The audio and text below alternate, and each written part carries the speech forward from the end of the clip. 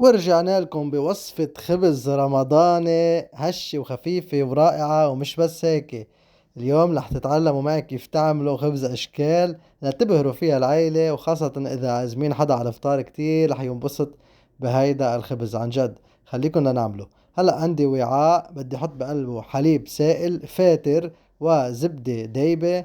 طبعا المقادير بالتعليقات رح تكون. وارجع خميرة جافة فورية، وايضا بدي ارجع احط السكر. واللي بدي اعمله انه بدي احركهم شوي مع بعض ليمتزجوا بشكل جيد. من بعدها بضيف طحين متعدد الاستعمالات، وبدي احرك هيدا الطحين مع شوية ملح وشوية سمسم. هيدي اضافة فيكن تضيفوها. وهلا بدي احركهم وبدي ارجع كمان اعجنهم لمدة 4 5 دقايق بشكل منيح. اكيد في استعمل عجانة اذا موجودة عندي. بعجنهم بشكل منيح لتصير عندي هيدي العجينة متماسكة بوعاء بدهن بقلبه زيت نباتي او زيت زيتون. وبرجع على الوجه كمان بحط زيت، وايضا بغطيها بتركها 45 دقيقة لترتاح. من بعد ما ترتاح صارت عندي هيدي العجينة جاهزة، بظهر منها الهواء. وبرجع هلا بدي بلش جهزها لاعملها اشكال. انا رح اقسمها لثلاث اقسام واعمل 3 اشكال من هيدا الخبز.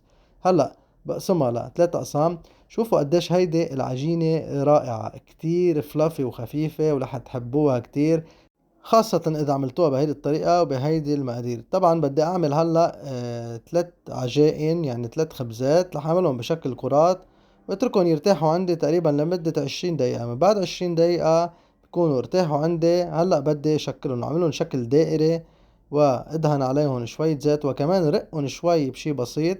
هلأ بوعاء في مي بجيب كباية بلا شوي بالمي وبعلم الخبز بهذا الشكل. ليه؟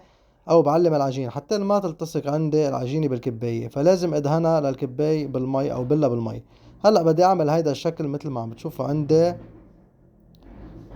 الاشكال اللي بدكن اياها بتحبوا تعملوها فيكن تعملوها. هيدا الشكل انا اخترته لاول وحدة، كتير رائعة. بضغط عليها لتاخد الشكل.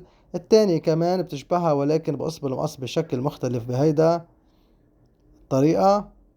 كتير خبز سهل وبتتسلوا فيه، وعن جد بيتحضر بوقت سريع ومش معقد.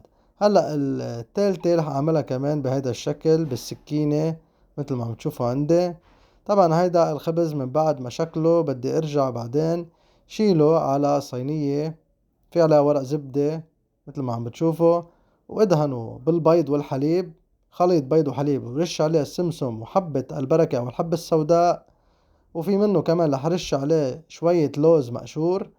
وبدي ارجع ادهنه بالبيض من فوق ليلتصقه بشكل منيح، واتركه يتخمر عندي لمدة 40 دقيقة بحرارة الغرفة. ومن بعد 40 دقيقة بدي ادخله على الفرن لمدة 15 دقيقة على درجة حرارة 180 سلسيوس. طبعا قبل ما ادخله برجع بدهنه وجه تاني بالبيض. ومن بعد ما يطلع من الفرن بدهنه بالزبدة، بيعطيني ريحة كتير طيبة، لون واحمرار ولا اروع من هيك. وهيدا الخبز الرمضاني عملتلكن اياه، فيكن تقدموه بشهر رمضان وغير شهر رمضان، كتير رح يعجبكم. جربوه ونشوفكم بحلقة مقبلة.